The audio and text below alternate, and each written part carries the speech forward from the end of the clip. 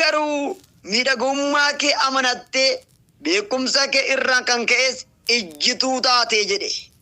Dhaggeeffadhaa lakkoofsa 15 gubbaarra. Ati garuu miidhagummaa kee amanattee beekamtuu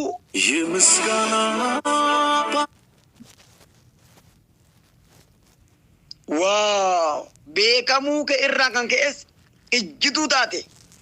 Namni karaa adeemu hundinuus si wajjin akka ijjuuf of hin kennite jedhe. Dhaloota gatii hin qabne. Kaleessi kee akkasii fakkaatu gara keetti deebi'a. Itti fufeen dubbisaa booda gaafa biyyaa baatu daaraa mataa irra tolti ba'ee wayyaa uffattu dhabdee meeqa asiin lilmoodhaan hodhaa asiin madabaraan hodhaa caammaa meeqa erbachaa gurdii meeqa erbachaa surree meeqa erbachaa hojiin hojjedha jettee manaa baate kaleessa.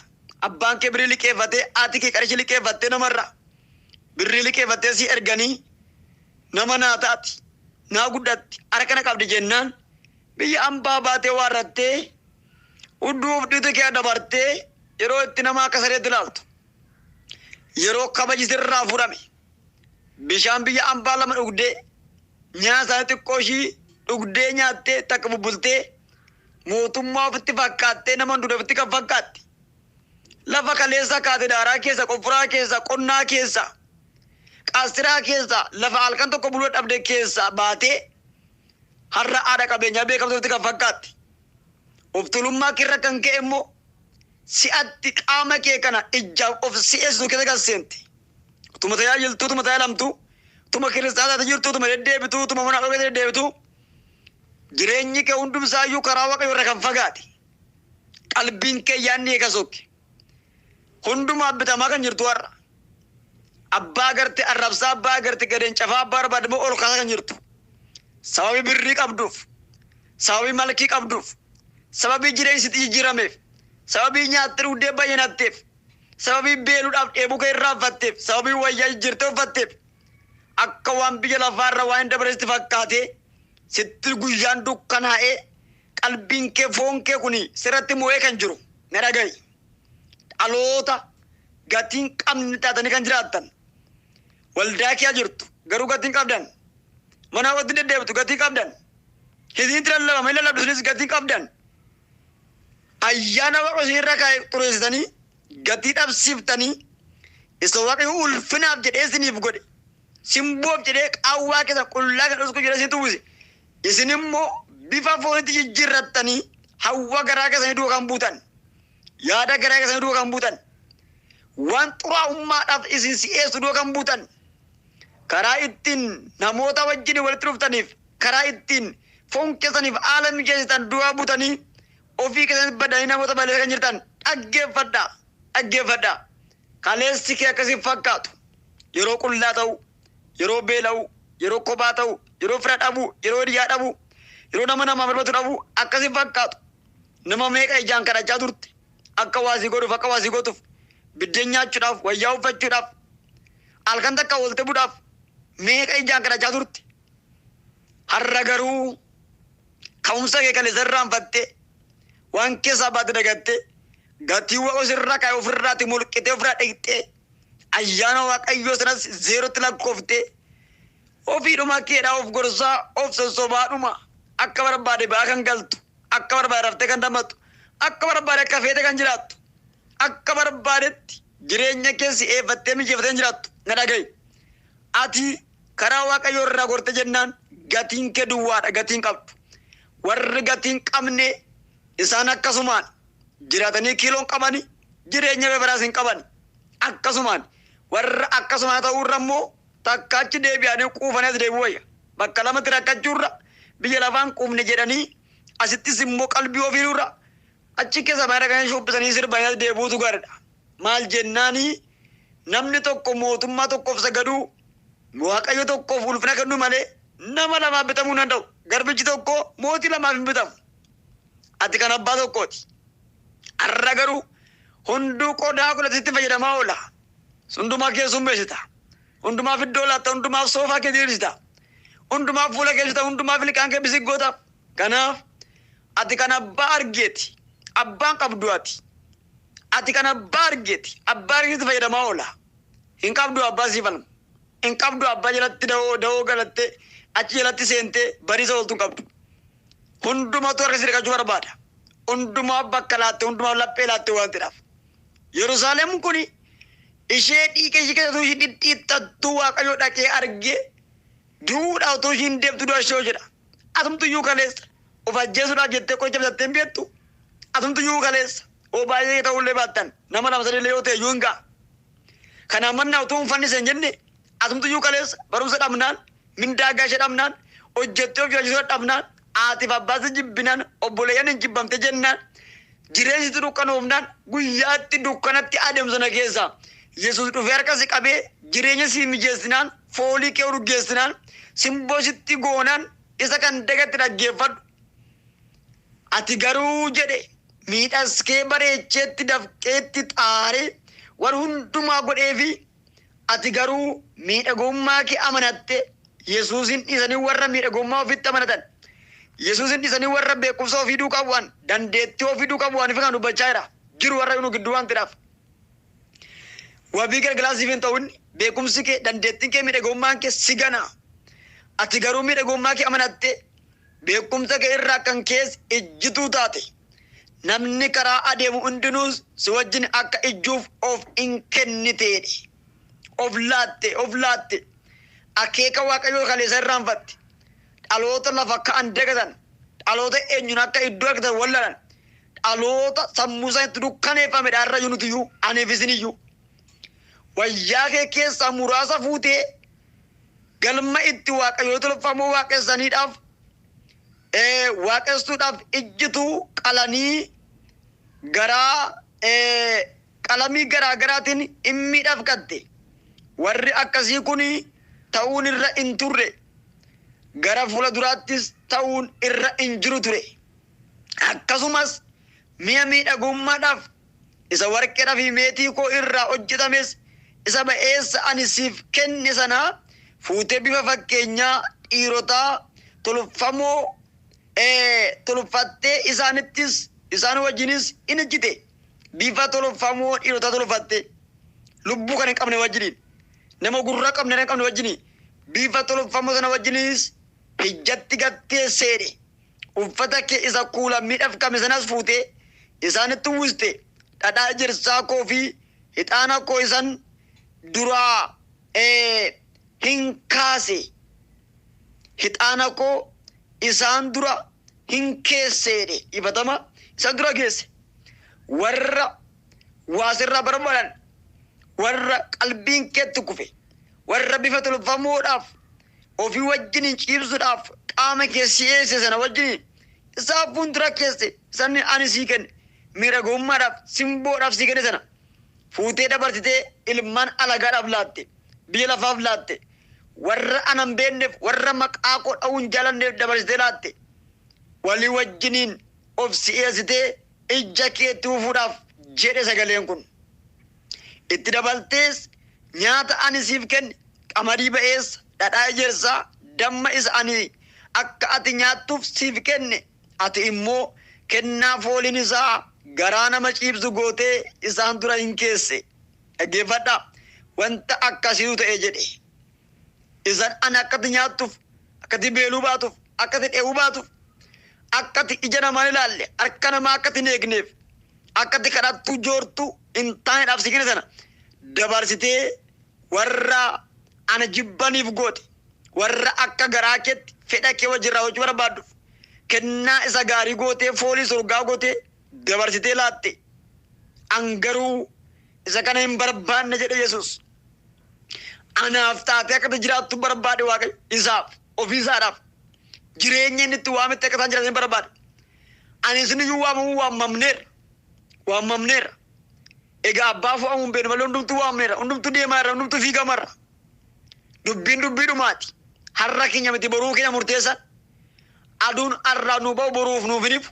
Inni har'a arruma kan boruuti. Dhaggeeffadhaa. Dhaloonni siyaanaa kun dhaloota ayyaana ofirratti rakkasiise. Dhaloota qullaa yaa'u. Dhaloota simboo irra jirre. Dhaloota dibata irraa sokke. Dhaloota akka feete jiraatan. Dhaloota gadhiisii safuu kan hin qabne Waaqayyoon kan hin sodaanne. ija jabinaa cubbuu kan hojjetan cubbuu mul'ataaf dhokataa ija jabinaa kan hojjetan fuula waaqa duratti xuraa'anii kan argaman gatii kan hin qabne taanee argamneerra. Gatii kan hin qabne. Hin sobnee faarfannee utaalee lafa dhiinne malee gatii hin qabnu. Hin qabdu gatiin kee duwwaadha. Naaman isitti himaa. Qullaadhaati. Harrayyuu qullaan kee bakkee ba'ee odeeffamaadha. Qaanaan kee bakkee ba'ee odeeffamaadha. Duwwaan kee bakkee ba'ee odeeffamaadha. Orma sitti kolfaa jira. Ati of arguu dhabnaan ormi sitti kolfaadha qubeetti qabee. Waa'ee salphina kee, waa'ee qaanii kee, waa'ee qullaa deemuu kee kana. Waa'ee alalummaa kee, waa'ee sagaagalummaa kee kana orma sitti kolfaadha. Ati of arguu dhabde waatiidhaaf. Qaanii kee orma tara keessatti kolfaadha. Yaa of nagarre nana. Yaa nagaa cubbuun kun jettee hin quufne nana. Yaa akka barbaade baatee galtuu na dhaggeeffadhu sitti himaa. Si adabuudhaaf irree waaqayyo ol jedha. Ulfina sarratti waaqayyo eenyumayyuu hin qusatu waatiidhaaf. Daawwituuf iyyuu karaa hin laafne. Isa nama akka garaa koo jedhu iyyuu hin adabe. Waaqayyo ulfina sarratti nama kamiyyuu hin qusatu. Ati garuu akka yaada waaqayyo ta'uun sirra jira ture. Egaan waan nama dhibu minaan isheen akka isheen hin beelofneef ollaa namaa akka isheen dhannee kenneef isheen immoo fuutee warra walii wajjiniif fedha garaa ishee wajjin ta'uudhaaf dhattu sanatti kennaa ba'eessa goote laatteef. Ati ilmaan kee fi intaloota kee warra anaaf godhattee fuutee akka nyaatatti waaqayyoo tolfamuudhaaf aarsaa dhiyeessite. Ijjummaan kee sitti xinnaate moo jedhe. Waan asii kennayyuu aarsaa warra waan tolfamuudhaaf waaqayyoo tolfamuudhaaf dhattee qalte ayyaana kee ofirratti xureessite. Sirratti xuraa'e ayyaanichi. Sirratti gatii dhabe dibatichi. Faarfannaan kaleessa jiru har'a hin jiru si keessa. Ergaan kaleessa keessa jiru har'a sookkeera godaameera. Manni isaa yoo erga oonee tureera. Situuf nagarre malee. Lallabii kalee afaan keessa bahee dhumne har'a garuu hin jiru. Macaafa dubbisuudhaaf 99 luukee gara gashita. Oomtu hin jiru mata dureen hin jiru. Mata duree tokkottidhaan waggaa tokko waggaa lama nama joonjessaa oolta. Hin barisi keessaa laphee kee iddoo biraatti saamame. Laphee kee waa biraaf laatte biyya lafaaf laatte fedha foon keef laatte. Isaantuu keessa gulufaa. Waaqayyoon isa jireenya namaa laatu of keessa gadi baaste biyya lafaaf ta'uuf gashite. Tiktookii duukaa utaalta, yuutuubii duukaa utaalta. Gatteetti erga sagalicha gatte tutteetta. Of mul'isuudhaaf waggaa baay'eedhaaf waldaa keetti haa ta'u biyya lafaatti miidiyaa kamitti haa ta'u iddoo biraa biraatti uffata sagalee 90 jijjiirtee as baasee shubbisaa lafa dhiitaa oolta. Namni si dhaga'us hin turre.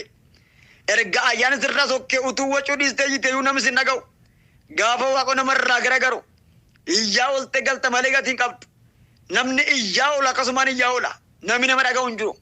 Ayyaan namni sirra hin jirretti hin waccaa'in iyyita malee oomaa gatiin baastu. Gaafa ayyaanni sirra jiru garuu xiqqoo dubbattee baay'ee dhageessifatta. Dhaloota ayyaanni irraa godaane taanee waldaa keessa kan akka meeshaa caccabaa kan teenyu akka qulaa caccabaa miila qabnee harka hin qabnee kan teenyu baay'eedha. Caccabnee irra baay'een keenya. Ayyaanni sokkeera qaata. Lapheen keenya oneera. Erga dhugaan nu keessa badee sokkeera. Erga dibati nu keessa sokkee tureera. Erga jaalalli sokkee tureera ijoollee. Tureera waliin sobnu. Lapheen keenya oneera baay'ee. Hafuurri hamaa keessa keenya qabateera. Jireenyi keenya mancaadha. Nama iyyisiisee nu keessa baasuu dhabne malee namoonni baay'ina hafuura hamaadhaan qabamaniiru. Hafuurri hamaa galgaloota keessa jiru moo hin iyyu. Yoo kadhachuu fudhattee barasiisin jira waan ta'eef akkatti kan iyyisiisu qabdu. Garuu tajaajila hafuura hamaadhaan kutee nu tajaajilaa oola. Tajaajiltuu hafuura hamaadhaan kutee nu tajaajilaa oolti. Geggeessitoonni hafuura hamaa keessa guutee nu fuuldura baay'eedha. Miseensolii kun baay'ee isaanii hafuura hamaa qabamoodha. Warra hafuurri hamaa keessatti soofa tolfatee keessa rafee oolee bulu. Dhaloota akka isaan irra. Sokkeera ayyaana kanuu keessa.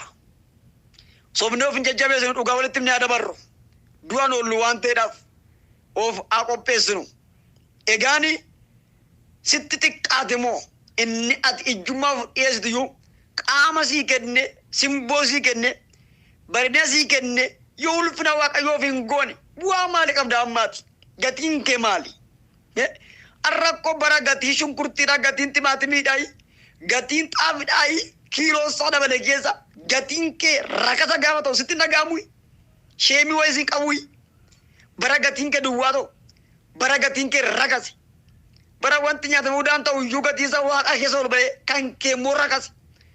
Baratti inni harki waaqayyoo si uume ati mucaa waaqayyoo kun gatii dhabdee akka kosiidhaa akka kolkollee waa gatii qabneetu tuffatamte safara kee ajjoortu.